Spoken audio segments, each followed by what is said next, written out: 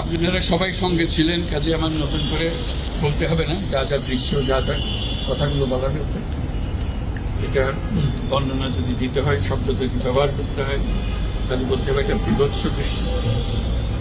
এটা মানুষের মনুষ্যত্ববোধ বলে কোনো জিনিস যা আছে সেটার থেকে বহু গভীরে নিয়ে গেছে। এটা নিশ্চিন্ন করার জন্য মনুষ্যত্ব অর্জন করে না, নৃশংস প্রতিটি জিনিস যে হয়েছে এখানে, যতটাই শুনি অবিশ্বাস্য মনে হয়। এদিকে আমাদেরই জগৎ, এদিকে আমাদেরই সমাজ, আমরা এটা করলাম।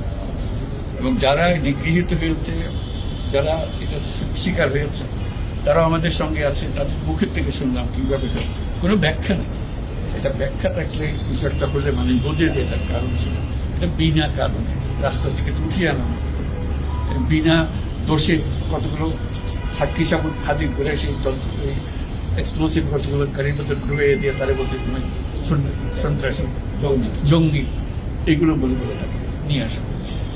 এবং এইরকম ইন্টারোগেশন সেল, এরকম টর্চার সেল, এরকম টর্চার সেল সারা বাংলাদেশ জুড়ে আছে। সেটাও শুনলাম আজকে। আমার ধারণা ছিল যে এখানে আয়নাগর বলতেছি কয়েকটা আছে, এখন শুনতেছি আয়নাগরের বিভিন্ন ভার্সন সারা দেশ জুড়ে আছে।